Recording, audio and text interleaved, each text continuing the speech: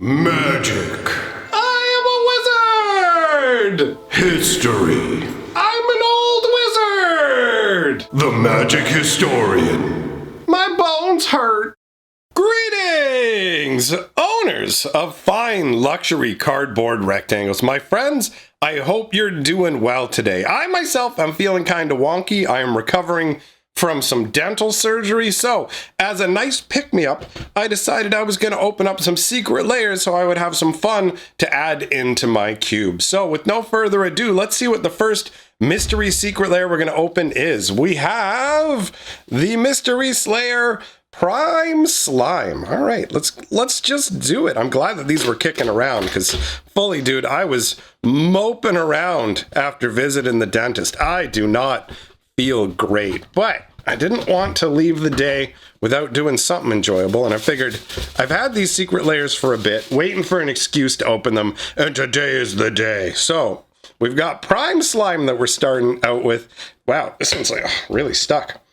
Oh, all right, in multiple places. Ooh, all right, let's do it in reverse. Normally I wait to do the mystery card till last, but let's do it first.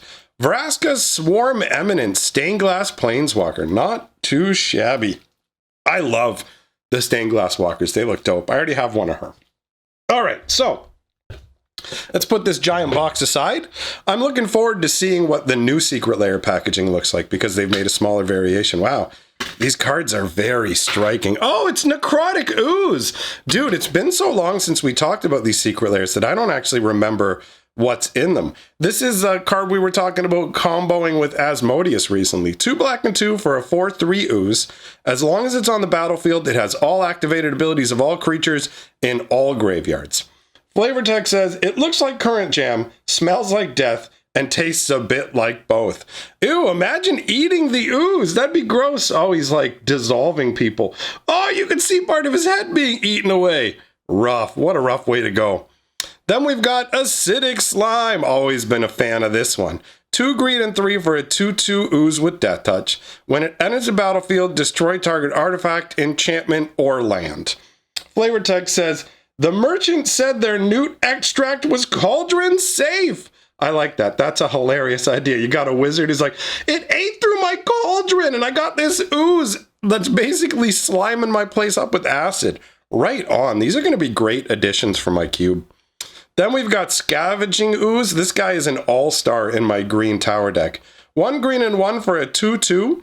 It has 1 green, exile target creature from a graveyard. If it was a creature card, put a +1/+1 counter on the ooze, and you gain a life.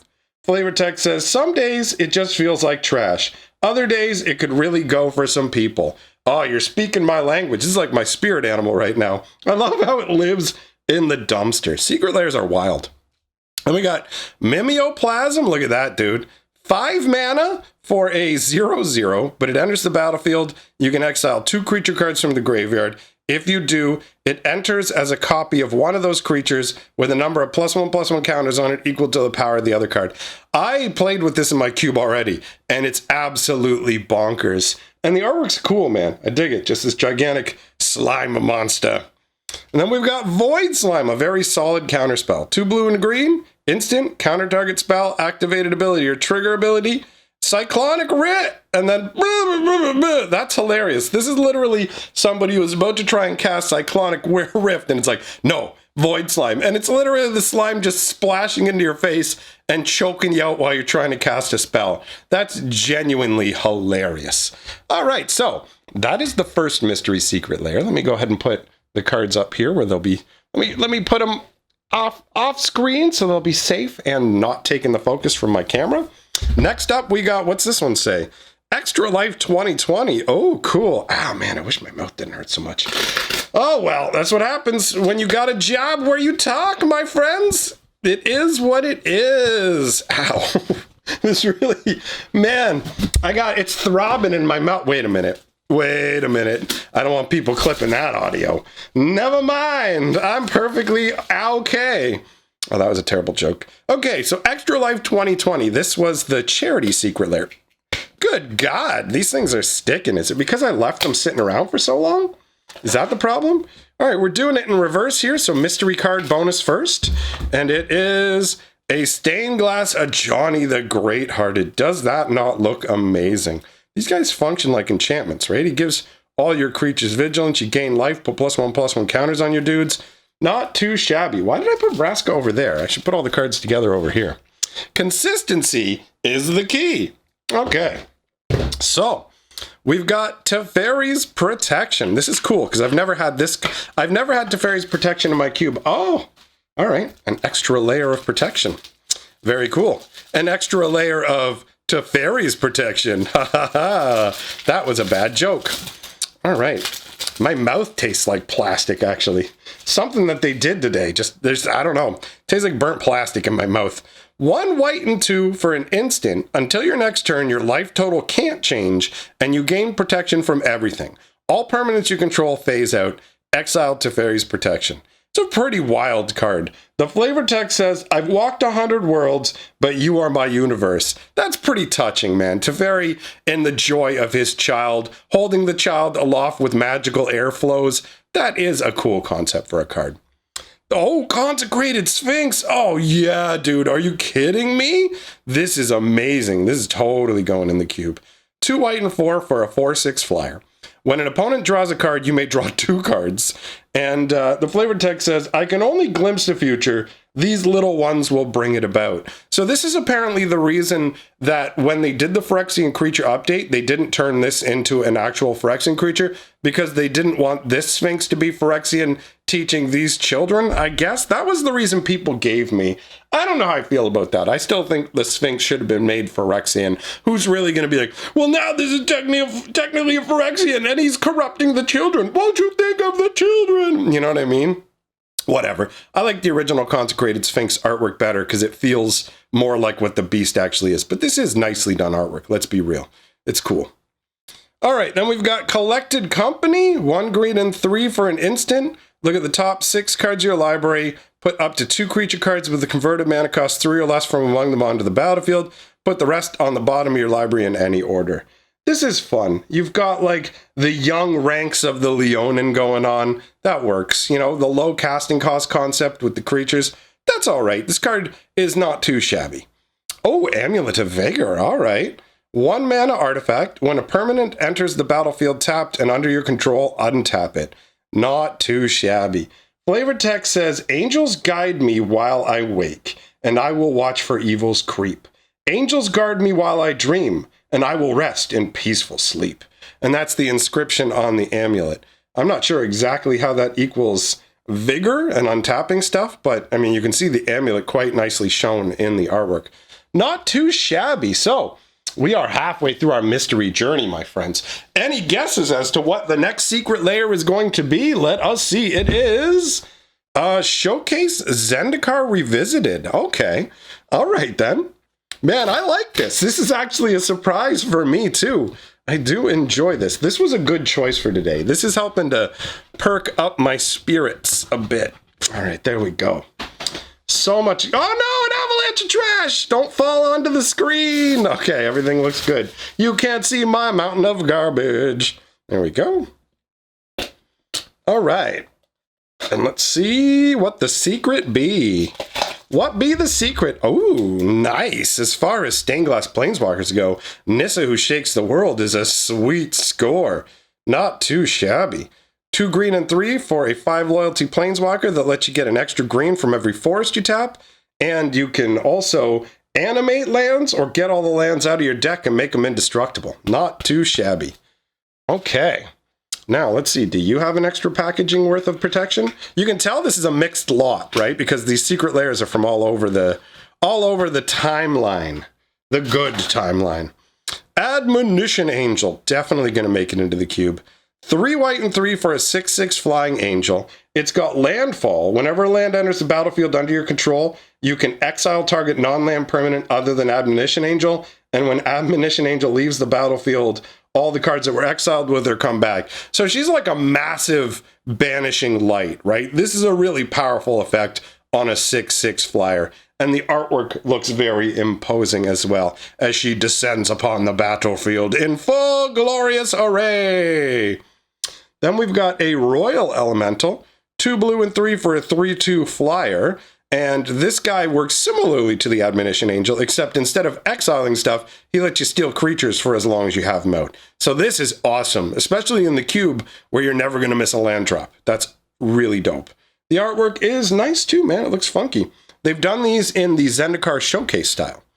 Then we've got Zulaport Cutthroat. 1 black and 1 for a 1/1 human rogue ally. Whenever it or another creature you control dies, each opponent loses a life and you gain a life. So, I mean, this is an okay card. I'm underwhelmed by its inclusion. The artwork's fine. I mean, yeah, you got a human with a big old axe there on a boat. It's like, I'm on a boat, whatever. Then we've got, ooh, Warren Instigator, nice. 2 red for a 1/1 Goblin Berserker with double strike, and whenever it deals damage to an opponent, you may put a Goblin creature card from your hand onto the battlefield. He doesn't even have to do combat damage. That's pretty wild. This is a cool card.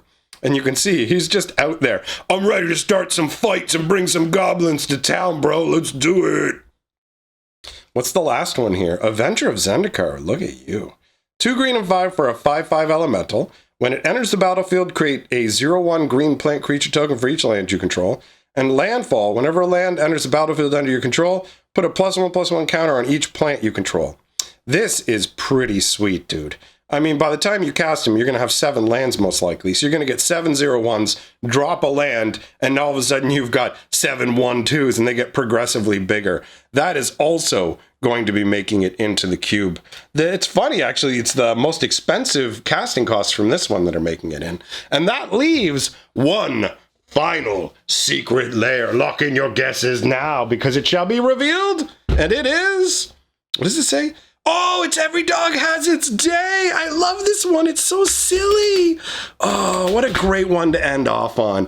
Dogs are like the best pets, man. If you like cats, that's fine, but most cats feel like they're indifferent, and dogs just, they're so much more lovable overall. Now, this doesn't, it's not like a blanket rule, but I find that dogs tend to be more welcoming and friendly, and a lot of cats are more standoffish.